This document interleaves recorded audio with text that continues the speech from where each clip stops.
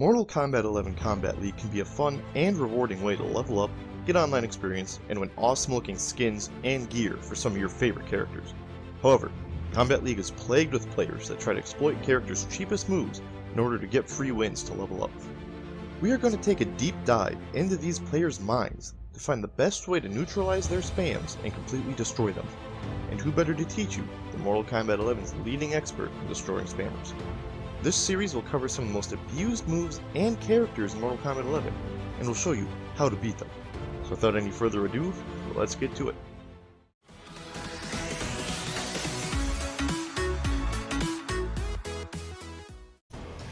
How's it going, guys? It's Scruffy here, and we're back with another episode of MK11 How to Beat Spammers. And today we're going to be going over none other than Sheeva, the queen of spam herself, the character that made Combat League almost unplayable since her release. Now, I actually thought about not doing Sheeva at all, because after her nerfs, nobody practically plays her anymore. But because of her annoyance and some newer people who might not know how to deal with Sheeva despite her nerfs, we're going to go over her just in case. So, there's mainly 3 moves when dealing with a Sheeva spammer, and we're going to go over those pretty quickly today. And that's, of course, the Dragon Drop, her Tremor, and this move. Okay, I've never used that variation before. So, we're going to be going over these 4 moves and discuss how to beat them. So, without any further ado, let's get into the movesets one by one. Alright, so the first move we're actually going to go over today is this Dragon Drop of Sheeva's. So we're going to restart that just so you guys can see it. Notice how it has 66 frames of startups and 61 frames of recovery. And if I remember correctly, and remembering the patch notes correctly, that is 30 more frames than it was before the patch. So this move really is no longer a huge issue with Combat League. I've actually not ran into a Sheeva spammer since this nerf, and that is awesome. Because now, before, when I play Raiden, he'd back up, and then I would just have enough time to do that move. And that's not his most damaging startup. This is, and now you still have time to do that, when before, you didn't. I dropped that combo there, but we're going to ignore that. So, you can walk forward now. You can walk backwards now. Before, you couldn't walk backwards because you'd get hit. You'd have to dash backwards. Which you can still dash backwards, well not there, because I delayed it. You can still dash backwards the second you see you're up in the air. And with most characters, if you're dash backwards, and you dash back too many times, you would not have enough time to come forward to attack. But now, you do. So I can have all that time to be able to counter and punish that Sheeva. And actually, if you wanted to, you have time to do a little teabag and do a punish. Maybe not that many teabags, but there you go. So if you got a Sheeva that's going to spam you the entire game with this now terribly nerfed move, then you have to give him the teabag, show him a little bit of the disrespect. So that's pretty much the Dragon Drop. There's really not much going into the Dragon Drop anymore. Ever since this nerf, this is going to be such an easy move to punish. Just walk backwards now. So also, if you have trouble walking, you can teleport. Wait for the screen to move, teleport. So watch, when the screen moves, teleport. And you get a full combo punish.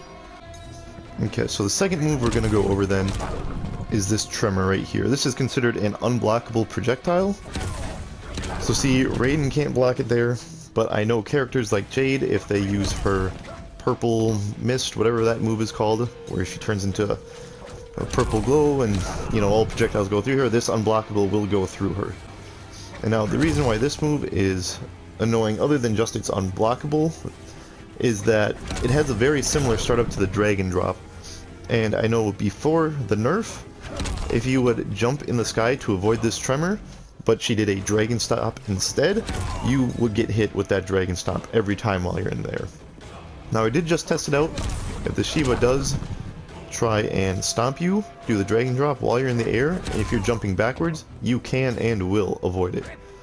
But the main thing with this one is that it just has a similar startup, and can be quite annoying if you're expecting the Dragon Drop, so you want to get ready to move backwards, and instead you're getting hit with that. Now, the difference between this move and the Dragon Drop is that she doesn't leave the screen for this one. So it's very easy to tell when she's going up. And you actually have time to react to both of these. So if you're waiting around for the dragon drop, just don't move until you see her leave the screen or not. If she leaves the screen, then you need to just walk backwards. If she doesn't leave the screen, like right here, you have time to jump, and you can avoid it. Now, normally you'll be full screen when doing this. You have time to jump forward and punish.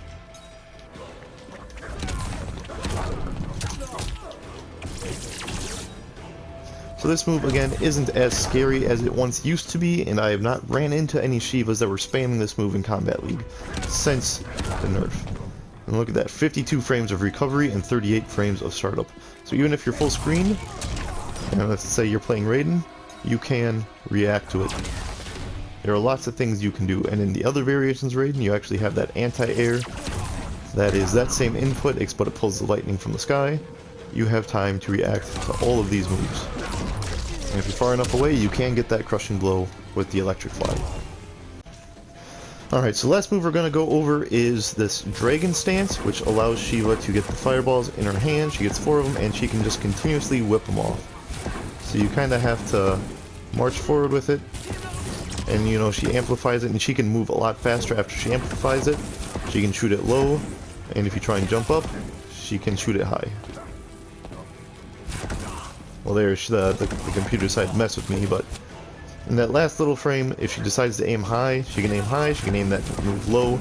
So really, no matter where you are on the screen, if you're far away, you can neutral duck, but if you get closer, it gets harder because she can aim it down and she can aim it up. She can also amplify it, and when she amplifies it, she has a lot faster recovery. And if one fireball hits you, they're all gonna hit you. So watch, I'll let the first one hit me. Now I try and block. I'm blocking right now, and they all hit me.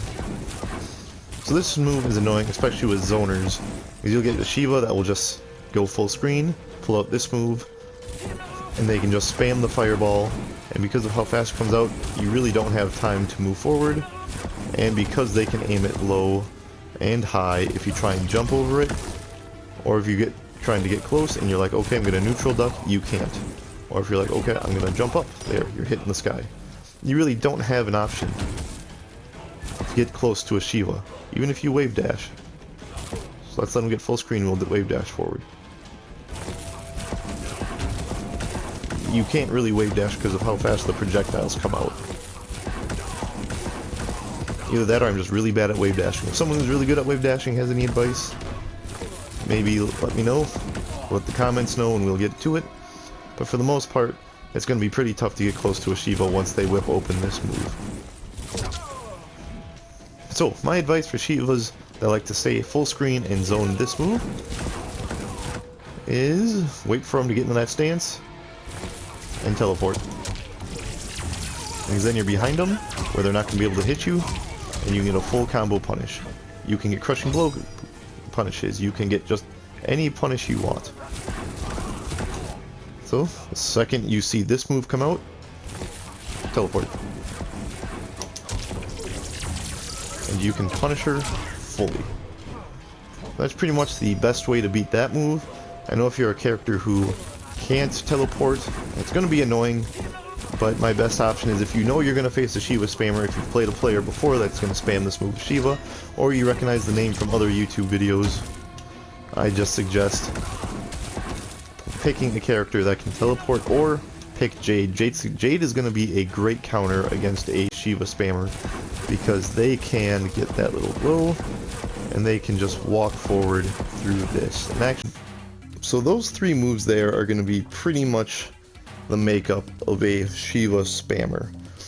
Now, my best character in dealing with a Sheeva spammer is in fact Raiden, and Sheeva is why he is my most used character.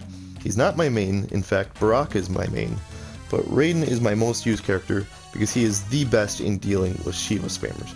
Because pre-nerf, he had a good backdash and this move, which launches him forward and has a very quick startup time. It's 11 frames.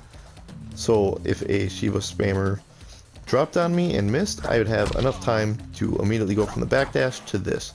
Now a lot of other characters, their fastest mid actually have you clicking forward like Knight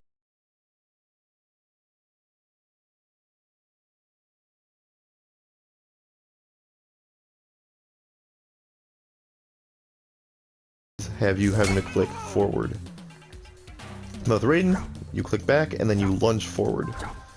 So if the Sheeva misses, you're able to hit her with the backdash, but now you can just walk away. But I do like Raiden because he has the electric fly that can avoid both the Tremor and the Dragon Drop. If you time it incorrectly, if you think they're going to Tremor and they Dragon Drop, this electric fly is still going to miss it. And if it's a Tremor, then you're going to hit her with the electric fly and can actually get a crushing blow from it. But the other thing that makes him good is the teleport. So if you have a Sheeva that's going to stand back and spam those fireballs, that dragon stance, just teleport behind her and there you go, full combo punish. And that's all I have for this week's episode of How to Beat Spammers, and this is the last scheduled episode I have.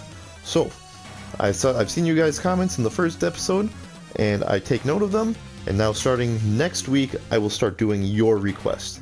So make sure to comment who you want covered in this series, and I will try and get at it. If you guys are liking the series and it's helping you out a lot in Combat League, make sure to spam that like button and make sure you're subscribed to see more episodes of How to Beat Spammers. And thanks for watching, guys, and I will see you next week.